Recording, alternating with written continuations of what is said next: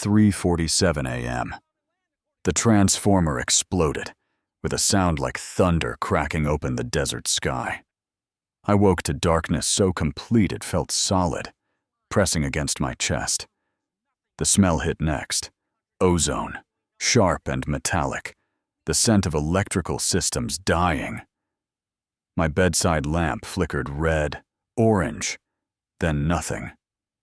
5 acres of Arizona desert, my workshop, my life's work, all swallowed by black. I'm Elias Ward, retired now, but I designed the web of steel and current that keeps 12,000 homes in Maricopa West alive. And someone just cut my power. If you're watching this from somewhere, the lights still work. You might want to pay attention. Because what happened to me could happen to anyone who forgets that they'd forgotten control and current runs through the same wires. The generator's diesel rumble woke me the second time, but I'd already been up for 20 minutes, standing in my driveway in boxer shorts and boots, staring at the darkness where my workshop should glow. July in the Sonoran Desert means the night air sits at 82 degrees, but sweat ran cold down my spine anyway. Not from heat, from the wrongness of it all. I grabbed my mag light from the truck, the copper body still warm from yesterday's sun, and walked the perimeter. Circuit breakers in the main panel, all up. No trip. The line coming from the road, dead. No hum on the insulators. No residual surge on the meter. Like someone had shut the feeder off upstream. 40 years of living current teaches you the difference between accident and intent. And this was deliberate, at the gate, taped to the chain link with red electrical tape. A white envelope waited. My name typed across the front in that generic font that says official, but means nothing. Inside, a single sheet, also white, crisp enough to cut skin. Notice of service disconnection. Property number AZ-MC-4782.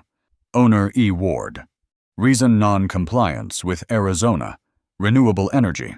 Safety code, section 48-3009. Effective immediately. Appeals are available within 10 business days. Signed with a digital scrawl, Miranda Voss. Executive Director. Desert Solar Energy Council. No violation code, no inspector name, no date of inspection. Just a signature and a threat dressed up as bureaucracy. I read it 3 times under the flashlight beam, each word landing like a fist. Non-compliance. They were calling me non-compliant. Me, the man they once hired to write those same safety codes. The cold storage alarm started screaming from the workshop. 200 pounds of beef. Medication for the ranch next door. Insulin for Tom Garcia. 3 properties over, all starting to thaw. I killed the alarm and stood in the doorway, breathing diesel fumes from the backup generator, looking at 30 years of tools and projects going dark. Linda's voice came back then, clear as if she were standing beside me instead of 6 years in the ground. This place is our proof that the desert can bloom. Eli, don't let anyone dim your light. She'd said that in 2017, a month before the cancer took her. She'd been talking about the solar panels I'd just installed. The ones that made us independent before independence became marketing copy. But she meant more than electricity. She meant principle. Harold once told me proof speaks louder than panic. But that lesson would have to wait. I set the letter down on my workbench, next to the nameplate from Ward Substation 7B, the first transformer I'd ever built for this county. The metal had aged to a dull bronze. But the engraving still read clearly. Ward Grid System, 230 kV/12.47 kV transformer. Chief Engineer Elias Ward, for the future of Arizona. I pulled the steel filing cabinet from the corner, the one I'd been meaning to digitize for a decade, and started pulling folders. Contracts from 1995, when Arizona Public Service first leased my infrastructure. Transfer agreements from 2005, when the county cooperative took over operations. Technical specifications. Safety audits. Inspection logs going back 30 years. Every bolt documented. Every cable is mapped. Every decision justified. At the bottom of the drawer, wrapped in a static-proof bag, is an old SCSI hard drive. I hadn't powered it up in years, but I knew what lived inside the original AutoCAD files for the entire Maricopa West grid. Blueprints I'd drawn by hand first, then digitized when computers became trustworthy. Every line, every connection, every safety margin calculated to keep the lights on through monsoons and heat waves, and the kind of demand spikes that make engineers wake up sweating. My phone buzzed. A text from Sophia, my granddaughter, studying electrical engineering at Arizona State. "Grandpa, you okay? Heard about the blackout. Need anything?" I typed back. "I'm fine. Old systems sometimes need reminding of who built them. Get some sleep." But I wasn't fine. Standing there in my workshop with only the generator's light and the smell of warming meat and dying electronics. I felt something I hadn't felt since Linda passed. Not grief, exactly. Closer to fury. The cold kind that doesn't explode but calculates. Someone had reached into my life and flipped a switch, thinking I was just another old man who'd bend or break. They didn't know that switches work both ways, and they definitely didn't know I still had the master schematics. The envelope sat on the workbench. Miranda Voss's signature catching the light, I opened my laptop, the old Dell that still ran because I'd built it to last, and started a new document. Title Evidence Log, Ward Property, Power Disconnection. No long preamble, no emotional commentary, just date, time, observation, and source. I'd spent 35 years building systems. Now I'd build a case, outside. The desert night pressed against the windows. No lights from my property. But 3 miles east, the new Sunridge Solar Village development blazed like a constellation. Every McMansion glowing. Every street lamp burning. They had power. I didn't. And according to that letter, it was because I was the problem. I smiled then, just a little. They'd made their first mistake. They'd assumed the man who built the grid had forgotten how it worked. The cursor blinked on the screen. I typed, Phase 1 document everything. Phase 2. Find the contract clause they missed. Phase 3. Remind them who owns the blueprints. Truth doesn't need to scream. It only needs proof. And I had 30 years of it sitting in a filing cabinet, waiting to speak. The Desert Solar Energy Council held public meetings every first Thursday at 6 p.m., and I'd never attended one before.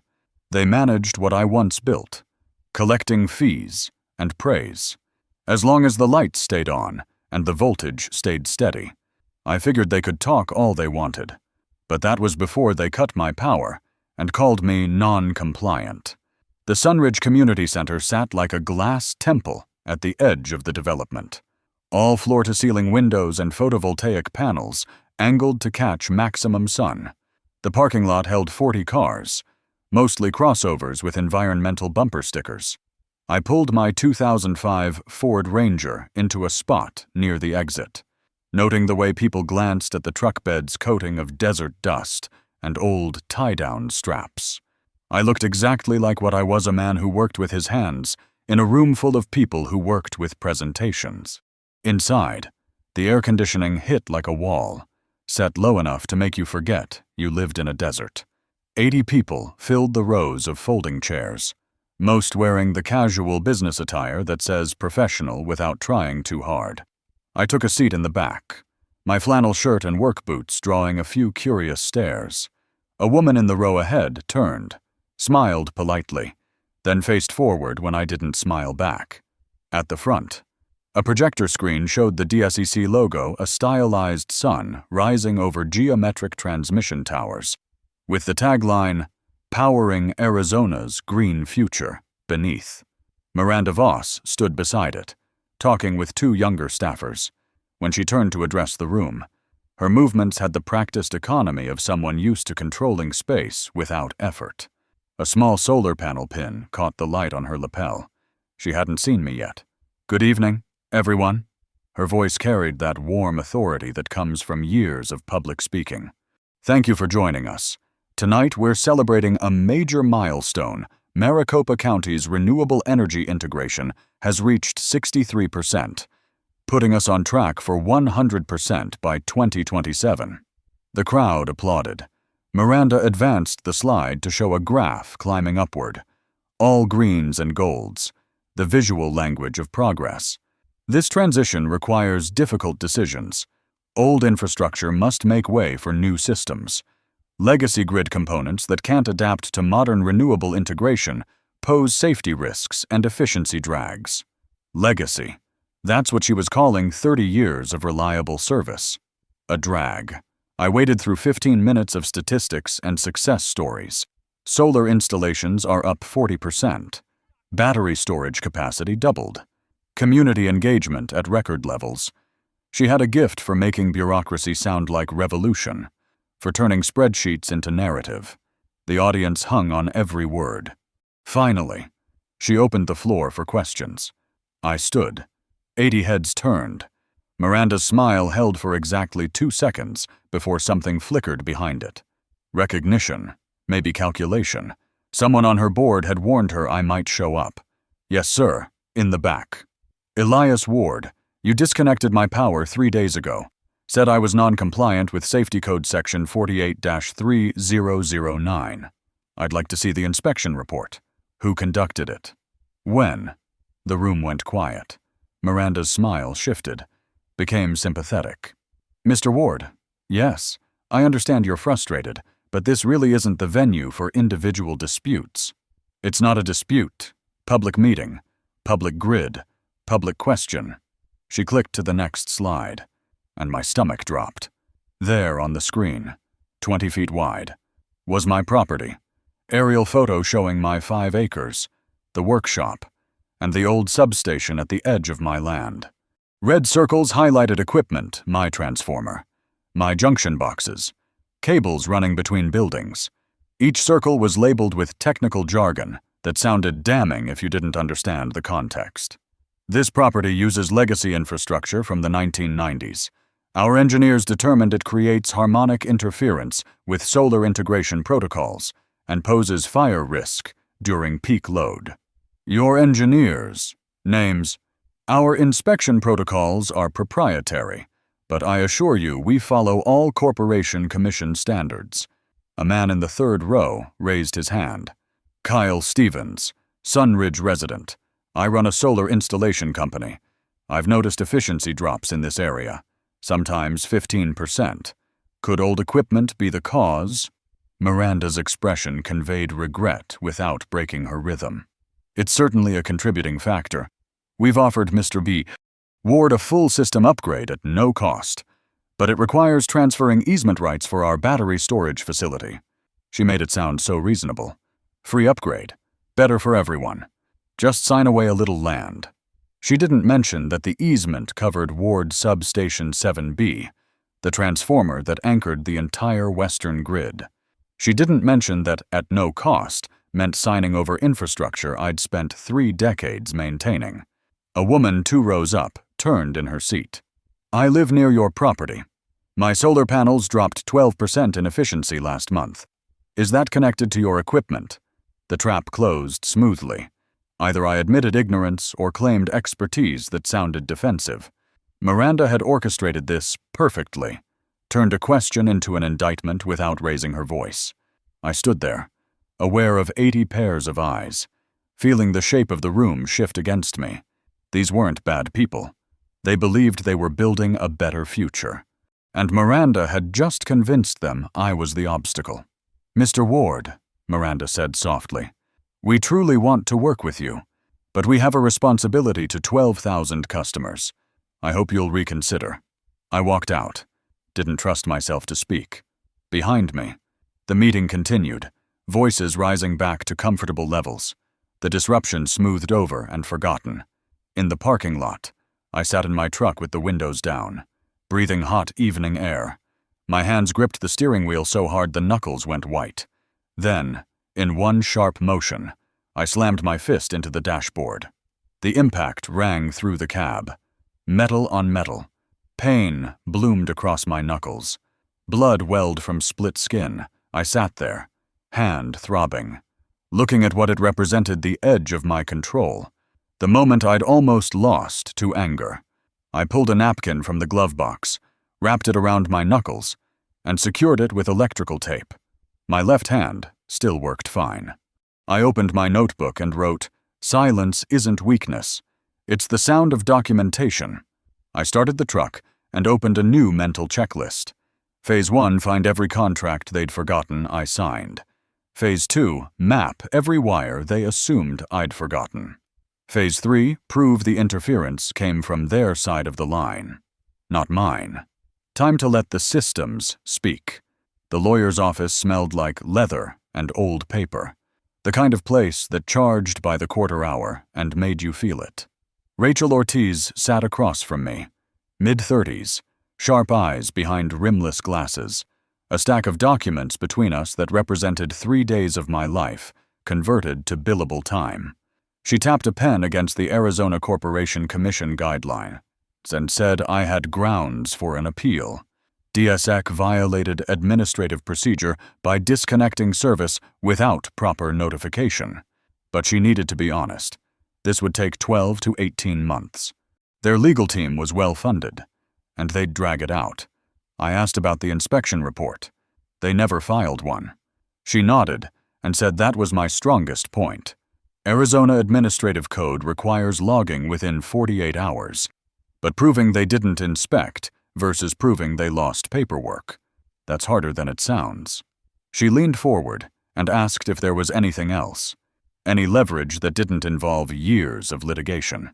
I thought about the SCSI hard drive sitting in my workshop, the contracts in my filing cabinet, the original blueprints that showed every transformer location, every load calculation, every safety margin I'd built into a system designed to last 50 years.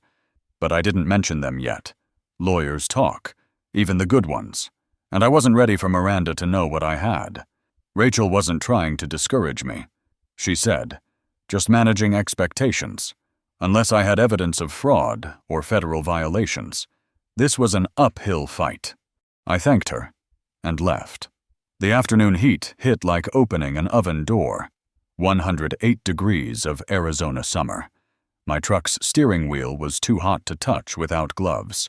I drove home thinking about timeframes and legal fees and the way she'd said uphill like it was a kindness instead of a verdict. At the property line, I spotted them immediately.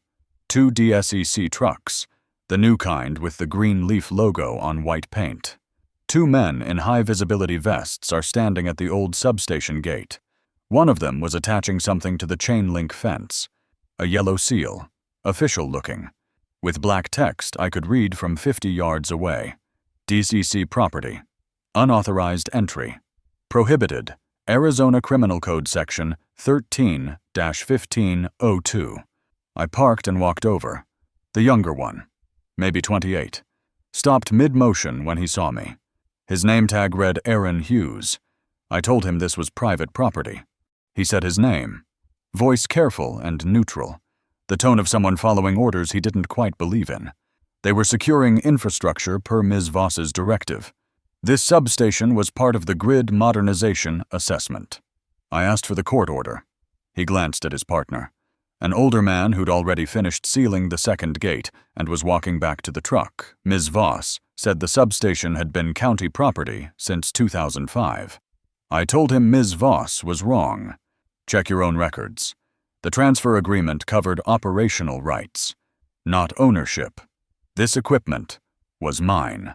Aaron shifted his weight, and I saw it. A flicker of doubt. He pulled out a tablet, scrolled through something, his thumb moving faster than his eyes could keep up, looking for documentation that probably didn't exist in the form Miranda had promised him it would. He said he was just doing his job.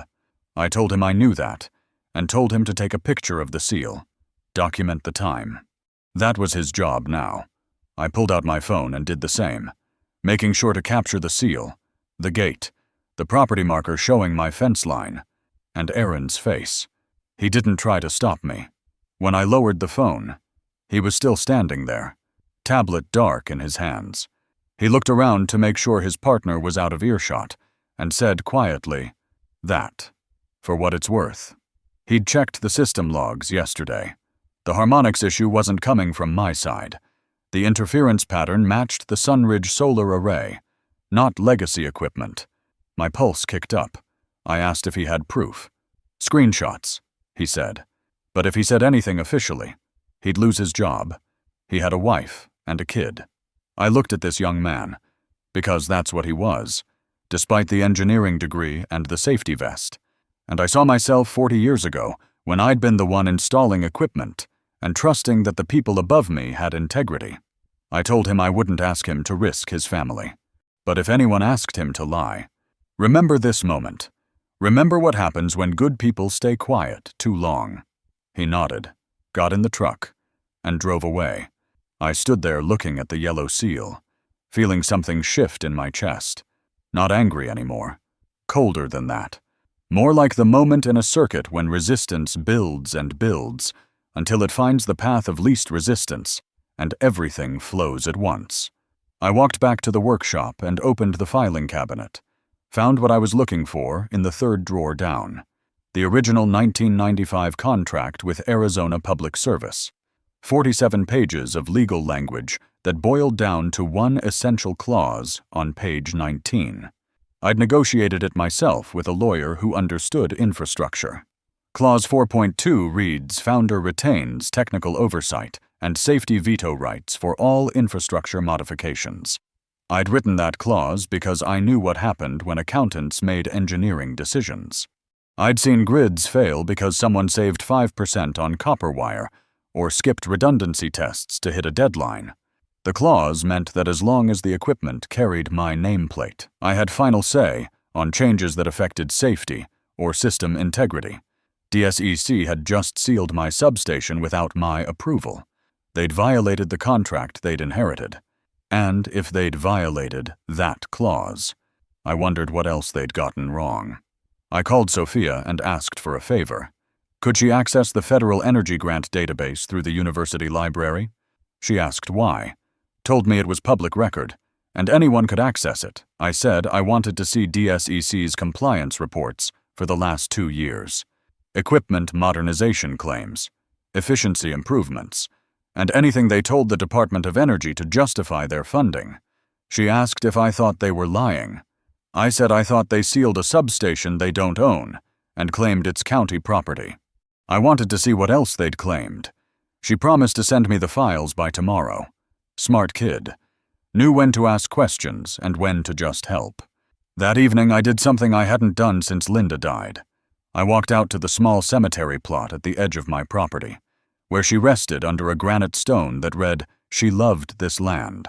The saguaro I'd planted beside her grave had grown 3 feet in 6 years, arms just starting to form. I told the stone that they were trying to take it. The substation, the land, the work, everything we built. The desert wind moved through the creosote bushes, hot and dry. I told her I was going to fight them, but I needed her to know I wasn't doing it for revenge. I was doing it because if I didn't, the next engineer who tried to build something honest would have even less ground to stand on. The sun was setting, painting the sky in layers of orange and purple and deep blue. In the distance, Sunridge glowed with electric light. Every house a small sun pretending the desert didn't exist. I walked back to the workshop and opened the SCSI drive. The old computer took 5 minutes to boot, but when the files loaded, there they were, 30 years of infrastructure history. Every modification logged, every safety test documented. I started a new spreadsheet called Evidence Log. Phase 2 began listing every document I'd need, every witness who might remember, every technical specification that proved my equipment met or exceeded every safety standard Miranda claimed it violated. They thought I was just an old man clinging to legacy systems. They'd forgotten that legacy means something was built well enough to last. And I'd built this to last 50 years. The cursor blinked in the darkness. Outside, my property sat powerless under the stars. But inside, I was just getting started. Sophia's email arrived at 9:30 p.m. with the subject line, "You were right." The attachment was a PDF, 83 pages. Department of Energy Grant Compliance Reports for Desert Solar Energy Council. Fiscal years 2022 through 2024. I opened it on my laptop. The screen's blue light the only illumination in the workshop besides the generator's glow through the window. The first page showed the summary. DSEC had received $8.7 million in federal renewable energy modernization grants. The stated goal was upgrading 45 substations across Maricopa County to support solar integration and battery storage. I scrolled through the quarterly reports. Each one listed completed upgrades, efficiency improvements, safety inspections performed. The numbers climbed steadily. By the second quarter of 2024, they claimed to have modernized 43 of 45 substations, with projected completion by year-end. Photos accompanied each report, showing gleaming new equipment, solar arrays, battery installations. Everything looked professional, documented, legitimate. Except I knew this grid. I'd built it, and I knew which substations existed and which ones didn't. I pulled out my own records, the master site plan I'd drawn in 1995 and updated every year since. Cross-referenced every substation number DSEC claimed to have modernized. Started checking them against county permit records, using the public database Rachel had mentioned. 3 hours later, my eyes burning from screen glare, I had the answer. Of the 43 substations DSEC claimed to have completed, I could only verify permits and inspections for 11 out of 43. The rest existed only in their reports. Ghost upgrades built on paper and funded with federal money. My hand moved to the phone to call Rachel, then stopped. It was nearly 1 a.m., and more importantly, I needed to be certain. Needed every detail locked down before I made an accusation that would either destroy Miranda's career or make me look like a conspiracy theorist. I pulled the metalwork table to the center of the workshop and started laying out documents. On the left, my original contracts and blueprints. In the middle, my laptop showing 3 browser tabs FERC regulations, Arizona Corporation Commission docket records, and the IEE power quality standards. On the right, my oscilloscope and spectrum analyzer, still displaying the waveform data I'd captured from the property line 3 days ago. The data told a clear story. Third harmonic distortion at 180 Hz, fifth harmonic at 300 Hz, both exceeding IEE 519 limits, but the phase angle showed the interference originating from the east. From Sunridge, not from my equipment. Aaron had been right. The solar array installation was creating the harmonics, probably because they'd skipped the filtering requirements to save costs, and DSEC had blamed my equipment to cover their own code violations. I captured screenshots, annotated them with red arrows showing the phase relationships, saved everything as a harmonics evidence package. Next, I photographed the 1995 contract, paying special attention to Clause 4.2, uploaded everything to secure cloud backup. Then I drafted the document I'd been building in my head for 3 days. Title complaint to Federal Energy Regulatory Commission. Docket request, Ward v. Desert Solar Energy Council. 6 pages. No emotion, no accusation, just facts and citations. 18 CFR Section 1 B.2 requires truthful reporting in all grid safety documentation. I cited the contract clause they'd violated, the inspection reports they'd never filed, and the harmonics data proving their equipment was the source. Attached 12 exhibits, the original contract, the transfer agreements, the harmonics analysis, the photos of the illegal seal on my substation, the screenshots from county records showing the permit gaps, and the metadata from the aerial photo Miranda had shown at the meeting. That photo had been taken in 2019, not 2024, but she'd presented it as recent evidence. Misrepresentation in a public meeting about federal grant compliance.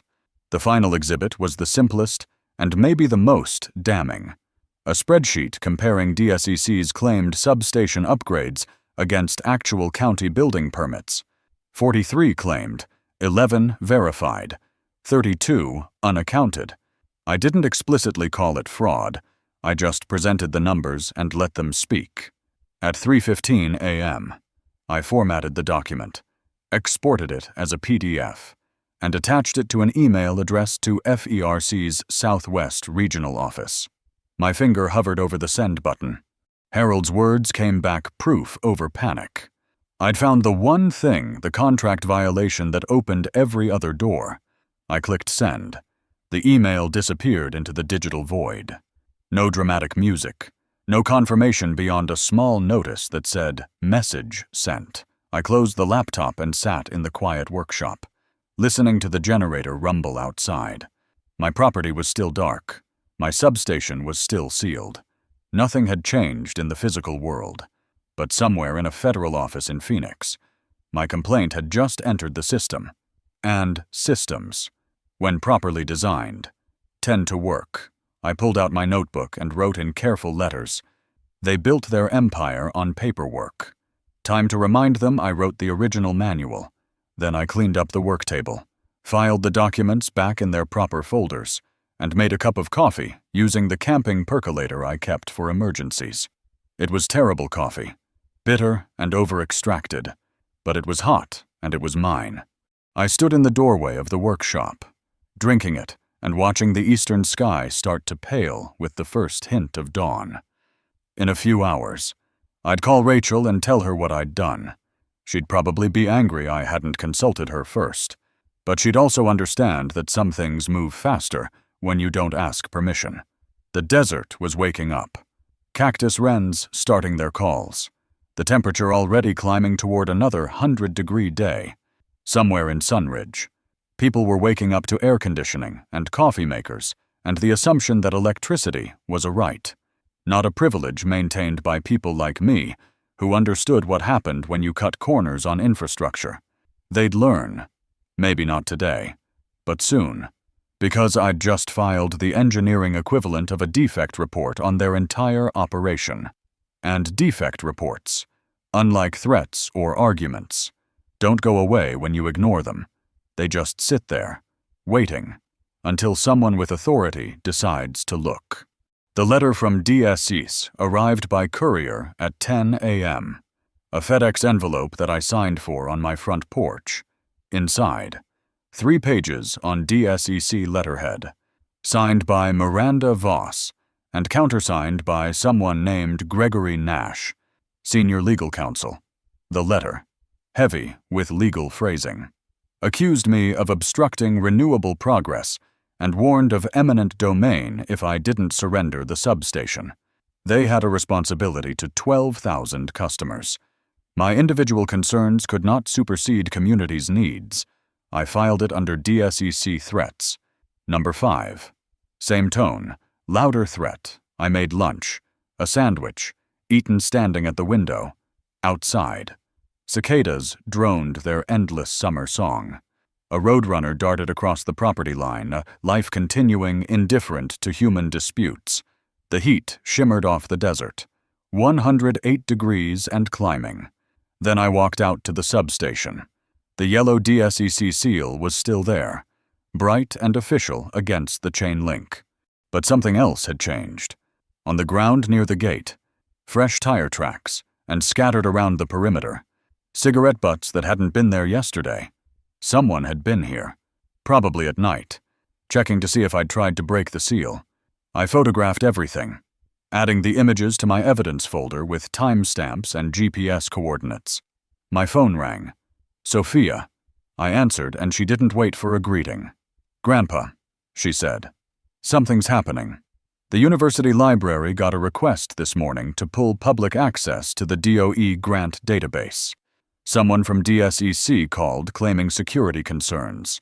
The librarian denied it, said it's public record, but they're pushing back hard. I asked if she'd downloaded everything she needed. She had. 3 complete fiscal years, plus the technical appendices. Good girl, I said. Keep those files somewhere they can't be deleted. She asked if I was okay. I told her not to worry. I had work to do. After we hung up, I sat in the workshop and thought about timing.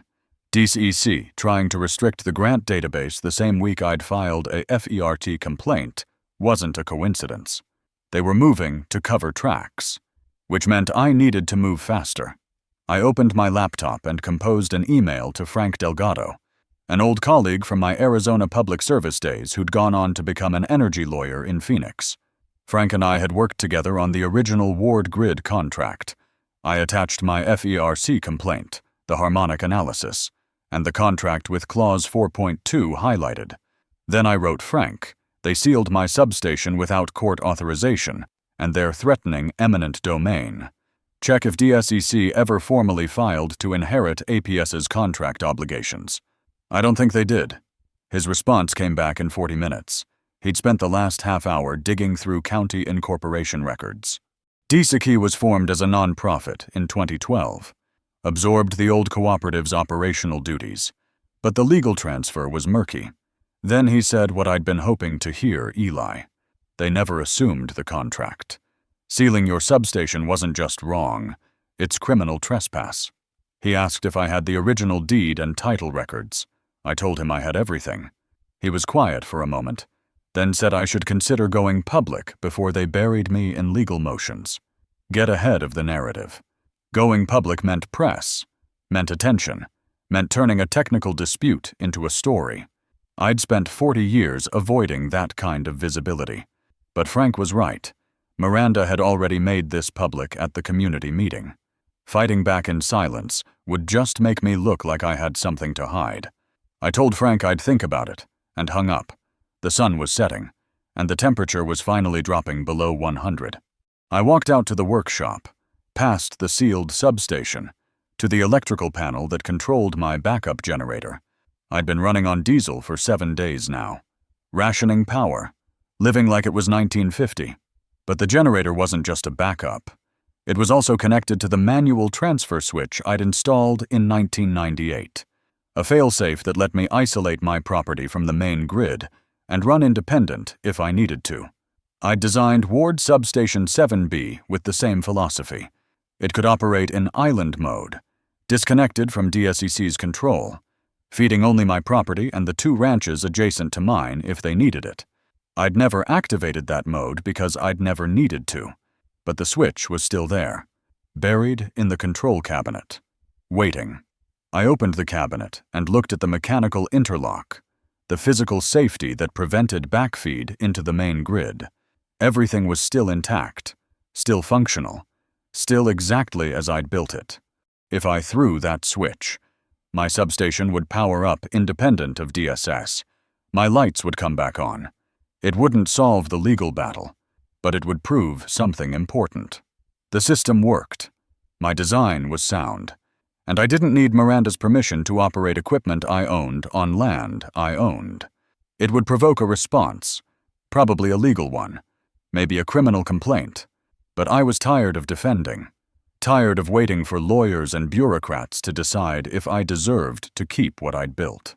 I went back inside, pulled up the technical manual I'd written for the substation in 1996, and reviewed the startup sequence, checked every safety interlock, every protection relay, every grounding specification. Then I called Tom Garcia, my neighbor 3 properties over, the one whose insulin had been warming in a dead refrigerator for a week. I told him what I was planning. His property was on the same feeder line. If I energized my substation, his power would come back too. He was quiet for a long time, then said, Eli, I trust your engineering more than I trust their paperwork. Do it. At 9 p.m., under a sky full of stars, I walked to the substation with bolt cutters in one hand and my mag light in the other, cut the DSEC seal, photographed it for evidence, and opened the gate. The control cabinet was exactly as I'd left it 7 days ago, covered in a thin layer of desert dust, but otherwise untouched. I threw the main disconnect, verified 0 voltage, then began the startup sequence, closed the generator breaker, synchronized voltage and phase, and closed the transfer switch. The ammeter jumped as load flowed onto the line. 20 kilowatts, then 40, then steady at 63 as my workshop, my house. And Tom's property drew power for the first time in a week. The lights in my workshop blazed to life, fluorescent tubes flickering on one by one, illuminating tools and workbenches, and 30 years of careful maintenance. But it wasn't just the light. It was the sound, the hum of transformers. 59.9 hertz, the frequency of civilization itself. After 7 days of diesel rattle and smoke, this steady electrical hum felt like music. This was what I'd built. Not for glory, not for money, but because the desert needed light, and I knew how to provide it. Miranda could send all the lawyers she wanted, but she couldn't argue with voltage and current flowing exactly where they were supposed to flow, doing exactly what they were designed to do. I called Sophia, told her the lights were back on. She asked how, and I said I'd explain tomorrow. For tonight, I just wanted her to know that systems built right don't stop working just because someone puts a seal on the gate. She laughed, that bright sound that reminded me of Linda, and said, "Grandpa, you're not supposed to be the one teaching me about civil disobedience." I told her it wasn't disobedience, it was maintenance. There's a difference. After we hung up, I made real coffee for the first time in a week, using my own machine, my own power, my own water pump drawing from the well I'd drilled, sat on the porch and watched the workshop glow against the night sky, somewhere in Phoenix. Miranda Voss was probably sleeping soundly, confident that she'd contained the problem. By tomorrow morning, she'd know different, because the lights were back on, and I wasn't asking permission anymore. I was reminding everyone who'd forgotten that infrastructure isn't about authority. It's about competence. And I'd just proved mine. Miranda's response came faster than I expected. At 7:30 a.m., less than 12 hours after I'd restored power, my phone rang with a number I didn't recognize. Professional voice, male, identifying himself as Gregory Nash, DSEC Senior Legal Counsel. He said Ms. Voss had been informed that I'd removed a safety seal and activated grid equipment without authorization. This constituted multiple violations, including tampering with utility infrastructure, unauthorized grid operation, and criminal trespass on DSEC property. He was calling as a courtesy to inform me that DSEC would be filing complaints with the Sheriff's Office and the Corporation Commission. He recommended I retain legal representation immediately. I let him finish, then said, "Mr. Nash, the substation is on my property, was built with my capital, and operates under a contract that your organization never legally inherited. I have documentation proving all of this. If Ms. Voss wants to file complaints, she's welcome to, but I suggest she review Clause 4.2 of the original 1995 agreement before she does." He was quiet for 3 seconds, the kind of silence that meant he was writing something down. Then he thanked me for my time and hung up. Polite, professional, and almost certainly walking into Miranda's office right now to tell her they had a problem. I called Rachel Ortiz, told her everything: the FERC complaint, the seal I'd cut, the power I'd restored, the call from Nash. She was silent for a long moment, then said, "Mr. Ward, I appreciate that you're taking initiative, but you just gave them ammunition for a criminal case." "I understand that," I said, "but I also just proved my equipment works exactly as designed and poses zero safety risk. Sometimes you have to force people to look at the evidence instead of the paperwork." She sighed, the sound of a lawyer realizing her client had already jumped off the cliff and was now asking about parachutes. "All right," she said, "forward me everything you sent to FERC. If they're going to charge you, we need to be ready to show that your actions were justified under contract law and public necessity." By 9 a.m., Sheriff's deputy photographed the substation, took my documentation folder. Tom Garcia called, insulin cold again, and offered to testify. FERC email. Docket opened, investigation initiated, 60 to 90 days. 60 to 90 days. In the world of federal bureaucracy, That was lightning speed, which meant someone at FERC had read my documentation and decided it was worth immediate attention. I forwarded the email to Rachel and Frank, then opened a new browser tab. Time to do what Frank had suggested. Time to go public. I composed an email to the Arizona Republic's investigative desk. Subject line: County Energy Council may have misused $8 million in federal grants. Kept it brief. Attached the permit comparison spreadsheet showing 43 claimed upgrades versus 11 verified. The FERC docket number, and my contact information. Sent it before I could second-guess myself. Then I drove to Sunridge. Hadn't been inside the development since the community meeting, but I needed to see something with my own eyes. The streets were wide and new, lined with houses that all looked vaguely Mediterranean, despite being in the middle of the Sonoran Desert. Every roof had solar panels. Every yard had xeriscaping instead of grass. The approved version of desert living that cost $60,000 to install. I drove slowly, looking at the electrical infrastructure. New transformers on every third pole, all branded with DSEC logos. Battery storage units are visible in side yards. Sleek white boxes about the size of a residential air conditioner. Everything looked modern, efficient, and expensive. But when I stopped at the corner of Sunset Vista and Desert Bloom, I saw what I'd come to see: the main distribution panel for this section, mounted on a concrete pad behind a decorative wall. I got out of my truck and walked over. The panel door was locked, but through the ventilation grill I could see the interior. Standard three-phase setup. Nothing fancy. But the harmonic filter that should have been installed between the solar array and the grid connection. The expensive piece of equipment that prevents exactly the kind of interference Aaron had detected. Wasn't there. Just empty mounting brackets where it should have been. They'd skipped it. Saved maybe $15,000 per installation, multiplied across 300 homes, and blamed the resulting problems on my equipment. I took photos, noted the panel identification number, and drove home. Added the images to my evidence folder with a note: Sunridge installation missing required harmonic filtering per IEE 519. DSEC attributed the resulting interference to the Ward property equipment to justify the disconnection. By noon, my phone started ringing. The first call was from a reporter at the Arizona Republic named Jennifer Torres. She'd received my email and wanted to verify some details. How long had I worked in electrical engineering? 35 years. Who did I work for? Arizona Public Service.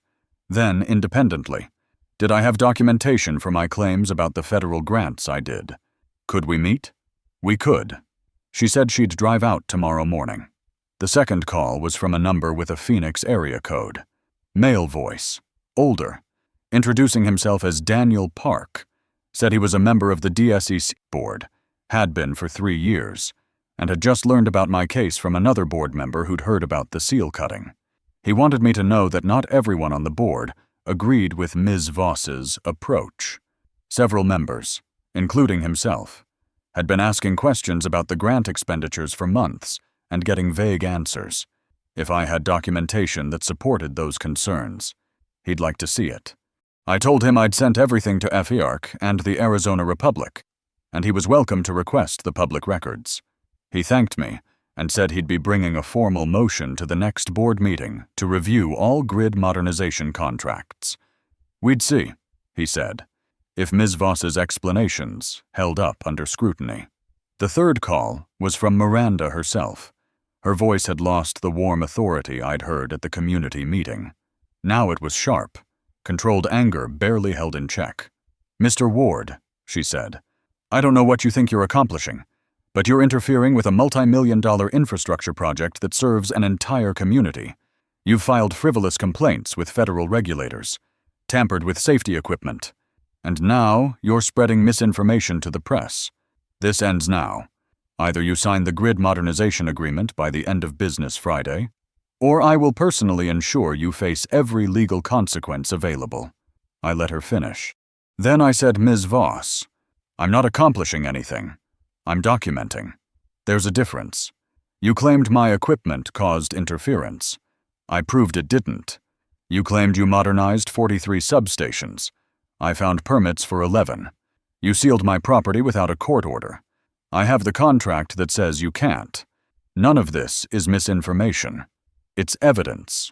And if you want to discuss it further, you can do so through Fierke, through my attorney, or through the press. Your choice. She hung up without another word. I sat on my porch with a cup of coffee and watched the afternoon heat build. In the distance, Sunridge shimmered behind waves of rising air. All those houses drawing power through a grid I'd designed but no longer controlled. Except I'd just proven I did control it. At least the part that mattered. The technical part. The part that actually worked. Miranda had authority and money and lawyers. But I had 30 years of maintenance logs, and the original blueprints and the knowledge of exactly where every shortcut had been taken. She'd forgotten that in engineering. You can't bluff. Either the numbers add up or they don't. Either the system works or it fails. And I'd spent 40 years making systems work. My phone buzzed with a text from Sophia. Just saw your name in a group chat. Someone said you're fighting the Energy Council and winning. Are you okay? I texted back. I'm fine. Just reminding people who built what they're standing on. She sent back a string of emojis. A proud face and lightning bolt and a flexed arm. Then Grandma would be proud. I looked at those words for a long time. Linda would have been terrified and exhilarated in equal measure. The same way she'd been when I'd quit APS to go independent. When I'd spent our savings on the first transformer. When I'd bet everything on the idea that good engineering could survive in a world that mostly rewarded good marketing. The sun dropped toward the horizon, painting the sky in shades of orange and red. Tomorrow the reporter would come. Tomorrow. FERX will begin its investigation. Tomorrow. Miranda would be explaining to her board why the county engineer was asking uncomfortable questions. But tonight, my lights were on, my workshop was running, and somewhere in a federal database, my complaint sat waiting for someone with authority to read it and act. I'd done everything I could. Now I had to trust that the system, the legal and bureaucratic machine I'd spent my whole life working within, would do what it was designed to do, protect the truth, punish the fraud, and remind everyone that infrastructure isn't about who has the biggest budget. It's about who built it right the first time. The Arizona Republic ran the story on page 3 of the Sunday edition under the headline, Federal Investigation Targets Desert Solar Energy Council Over Grant Claims. Jennifer Torres had done her homework. The article laid out everything the $8.7 million in DOE grants, the 43 claimed substations versus 11 verified permits, my FERC complaint, and a quote from Daniel Park saying the board had requested an independent audit. Miranda's response, delivered through Gregory Nash, said the discrepancies were administrative errors and DSEC remained committed to transparency. But the damage was done. By noon, the story had been picked up by 3 Phoenix television stations and was trending on local news sites. Monday morning, I got a call from FERC, not the regional office, but a senior investigator named Robert Chen. He'd reviewed my complaint and the supporting documentation. He wanted to schedule an on-site inspection of Ward Substation 7B and interview me under oath about the contract terms and the alleged safety violations. Could I make myself available on Thursday at 10 a.m.? I could. He said that they'd also be interviewing DSEC staff and reviewing their grant compliance reports. The tone was professional, almost boring, but I'd worked with enough federal regulators to know what it meant. They'd found something, and they were moving fast. Tuesday, the DSEC board held an emergency meeting. Daniel Park called me that evening to report what happened. The meeting had been contentious. Several board members demanded to see the original grant applications and expenditure reports. Miranda produced thick binders of documentation, but when they started cross-referencing site numbers with county permits, the numbers didn't match. One board member, an accountant named Andrew Blake, had spent the weekend building his own spreadsheet. He found that of the $8.7 million received, Only 3.1 million could be traced to actual permitted construction. The rest existed in categories like consulting fees, environmental assessments, and administrative overhead. When pressed for specifics, Miranda said the records were complex and she'd need time to prepare a detailed response. The board voted, 7-2, to place Miranda on administrative leave pending the outcome of the federal investigation. They appointed Daniel as interim director and hired an outside forensic accountant to audit the last 3 years of expenditures. Daniel told me this over the phone with a voice that sounded tired and angry in equal measure. He said he'd joined the board because he believed in renewable energy, believed in building something better. He hadn't signed up to rubber stamp fraud. I told him I appreciated what he was doing, that it took courage to question authority when everyone around you wanted to believe the story. He was quiet for a moment, then said, "Mr. Ward, I owe you an apology. We should have listened when you first raised concerns. Instead, we let Miranda turn you into the villain. I said apologies were fine, but action was better." He promised the board would review every contract, every claim, every decision that had led to this point. Wednesday afternoon, Aaron Hughes showed up at my property. He was driving his personal truck, not a DSEC vehicle, and he looked like he hadn't slept in days. He said he'd been fired. Monday morning, right after the newspaper story broke, Gregory Nash had called him into an office and accused him of leaking information to the press. Aaron denied it, said he'd never spoken to any reporter, but Nash didn't care. They said he'd violated confidentiality agreements and terminated him effective immediately. Aaron had a wife and a 6-month-old daughter. He didn't know what he was going to do. I invited him into the workshop, made coffee, and let him talk. He said he'd been working for DSEC for 2 years, straight out of Arizona State with a degree in electrical engineering and a head full of ideas about building sustainable infrastructure. The job had seemed perfect, but over time, he'd noticed things, equipment specifications that didn't match installations. Inspection reports were signed off on without actual site visits. Miranda is pushing crews to cut corners on expensive components like harmonic filters and surge protection. When he raised concerns, he was told to trust the process, that management knew what they were doing, so he'd stayed quiet and collected a paycheck and told himself it probably wasn't as bad as it looked. Then my case happened. He'd been the one assigned to seal my substation, and he'd looked up the property records first because that's what you do when you're securing someone's equipment. That's when he realized the ownership was disputed. He'd mentioned it to his supervisor, who told him Ms. Voss had legal clearance and to stop asking questions. So he did the job. But it bothered him enough that he went back and checked the harmonics logs, which confirmed what I'd been saying all along. The interference was coming from Sunridge, not from my property. He'd documented it, kept screenshots, but didn't know what to do with them. Now he was unemployed and holding evidence that his former employer had knowingly falsified safety reports. I asked if he'd be willing to testify. He looked at me with exhausted eyes and said, "Mr. Ward, I've got a baby at home and a mortgage. If I testify, I'll never work in energy in this state again.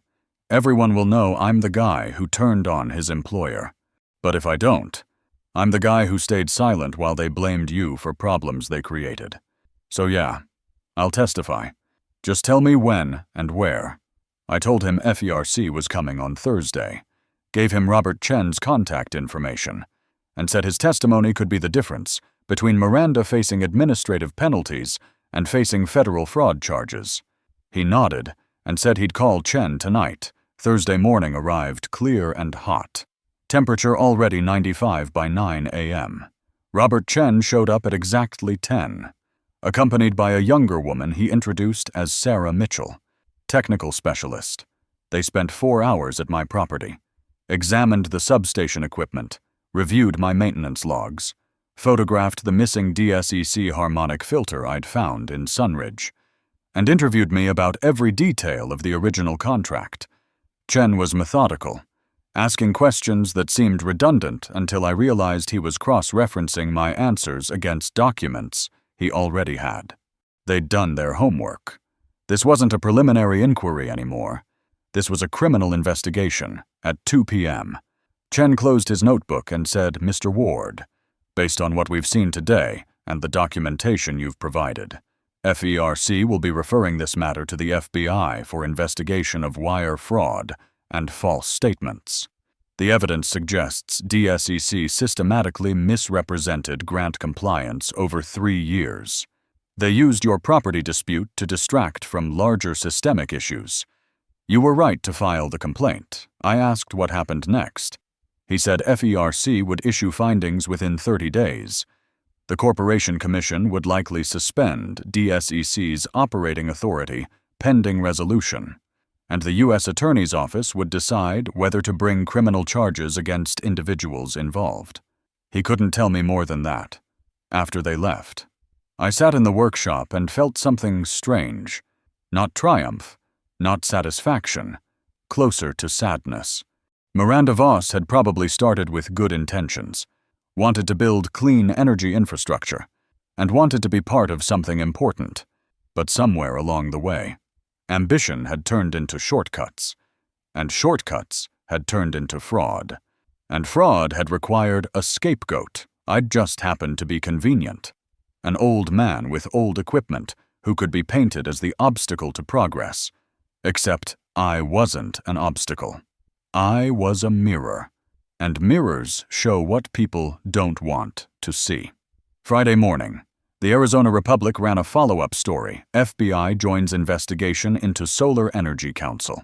The article cited unnamed federal sources confirming that potential criminal charges were being considered. It included a statement from Daniel Park saying the board was cooperating fully with all investigations and had terminated Miranda Voss's employment effective immediately. Gregory Nash had resigned. 3 other senior staffers had been placed on leave. The entire organization was being restructured under federal oversight. I got a call from Tom Garcia. He said people in the area were talking, asking questions about what had really happened. Some were angry at DSEC, some were defensive, some just confused. But everyone wanted to know, was the grid safe? Were their solar panels going to work? Was their power going to stay on? I told him the grid was fine. The infrastructure I'd built 30 years ago was still solid. The newer additions would need review and probably some corrections, but nothing that couldn't be fixed. The problem was never the technology. It was the people who decided that paperwork mattered more than reality. That evening, I walked out to Linda's grave and told her what had happened. Told her the lights were back on. The investigation was underway, and justice was grinding forward at the speed bureaucracies move. Told her I missed her practical wisdom and her way of cutting through complexity to find what mattered. She would have said something simple and true, probably something about how you can't build a future on lies, no matter how green you paint them. The desert wind moved through the creosote, carrying the smell of creosote and dust, and the electric ozone smell that always hung around transformers. Somewhere in Phoenix, Miranda was probably talking to lawyers. Somewhere in Washington, federal investigators were building a case. But here, on 5 acres of desert I'd defended inch by inch. The systems worked exactly as I designed them to work. Honest, reliable, built to last. And that, more than any verdict or headline, was what mattered. Truth doesn't need to scream. It only needs proof. And the proof was humming quietly in every wire, every transformer, every circuit I'd ever touched. 2 months later, I stood on the roof of my workshop at dawn, coffee in hand, watching the sun break over the desert horizon. The temperature was already climbing toward another 100-degree day. But this early, the air still held a hint of coolness, a memory of night. In the distance, the Sun Ridge solar panels caught the first light, turning gold and orange before settling into their working blue. Beyond them, Ward Substation 7B hummed quietly, doing what it had done for 30 years, keeping the lights on. The FERC findings had come down 3 weeks ago, 28 pages of technical language that boiled down to systematic fraud. Miranda Voss and Gregory Nash faced federal charges wire fraud, false statements to federal agencies, misappropriation of grant funds. The U.S. Attorney estimated Miranda could face up to 5 years in federal prison and $200,000 in fines if convicted. Nash had already taken a plea deal, agreeing to testify in exchange for reduced charges. The Arizona Corporation Commission had revoked DSEC's operating license. A court-appointed administrator was managing the transition while the county decided what came next. Daniel Park had called me last week. The forensic audit was complete. Of the $8.7 million in federal grants, only $3.2 million had gone to actual infrastructure. The rest had been funneled through shell companies, inflated consulting contracts, and administrative fees that existed only on paper. Miranda's brother owned one of those consulting firms. He was under investigation too. Daniel said the board was voting next month to dissolve DSEC entirely and transfer operations back to county management. They wanted to do it right this time. He asked if I'd consider serving as a technical advisor, helping them rebuild trust and infrastructure in equal measure. I'd told him I'd think about it. I was 63, officially retired, and I'd just spent 3 months fighting the kind of fight that ages you in ways calendars don't measure. But I'd also remembered what Linda used to say, that the desert blooms when you give it what it needs: water, sun, and honest work. Maybe I had a little more honest work left in me. Sophia had driven out yesterday, bringing her thesis draft for me to review. She'd changed her topic after everything happened. Now she was writing about grid ethics, using my case as the central study. The title was Engineering Integrity When Technical Standards Meet Institutional Failure. She'd interviewed Aaron Hughes, who'd found new work with a solar company in Tucson, one that valued engineers who asked questions. She'd interviewed Daniel Park and Rachel Ortiz, and even gotten a statement from Robert Chen at FERC. The thesis argued that infrastructure failures aren't usually technical. They're ethical. They happen when people forget that numbers on a spreadsheet represent real systems that real people depend on. I'd read it twice, made notes in the margins, mostly small corrections to technical specifications. But the core argument was sound. She understood something it had taken me 40 years to fully grasp, that building things isn't just about making them work. It's about building them honest enough that when they do fail, as all systems eventually do, the failure doesn't take down everything around it. She'd learned that lesson faster than I had. Maybe that meant the next generation would do better. This morning, the mail had brought a letter from the Arizona State University College of Engineering. They wanted me to guest lecture in the spring semester, teaching a course on power systems ethics. The invitation mentioned my recent case had become required reading in their professional responsibility curriculum. Students needed to see what it looked like when an engineer chose principle over convenience, documentation over acquiescence. I hadn't decided yet. Public speaking had never been my strength. But then again, neither had fighting energy councils and federal bureaucracies, and I'd managed that. I walked down from the roof and over to the substation. The yellow DSEC seal was long gone, replaced by a new nameplate I'd fabricated last week. It read, Ward Grid System, established 1995, rebuilt with integrity 2024. E. Ward, engineer. Beneath that, a single line in smaller letters. Truth doesn't need to scream. It only needs proof. I'd added that last part for Linda, for Harold Chen, for every engineer who'd ever had to choose between what was easy and what was right. Aaron had helped me install it. The two of us working through an October afternoon that felt more like summer than fall. He'd brought his daughter, 6 months old, sleeping in a carrier while we bolted the plate into place. He said he wanted her to see it someday, wanted to tell her that her dad had been part of something that mattered, that he'd chosen truth over a paycheck, even when it scared him. I told him she'd be proud, but more than that, she'd have a grid that worked because people like him refused to stay quiet. The sun was fully up now, the desert coming alive with heat and light and the sound of morning birds. My workshop was cool inside, powered by the system I'd defended. My coffee was hot. My tools were organized. And somewhere in a courthouse in Phoenix, the legal system was grinding through the consequences of choices made by people who'd forgotten that infrastructure isn't about authority or marketing or grant money. It's about whether the lights come on when you flip the switch, whether the numbers on the meter match the load on the line, whether the engineer who built it knew what they were doing and did it right. I'd built it right, 30 years ago, on faith and savings and the belief that good work outlasts everything. And I'd just spent 3 months proving it all over again.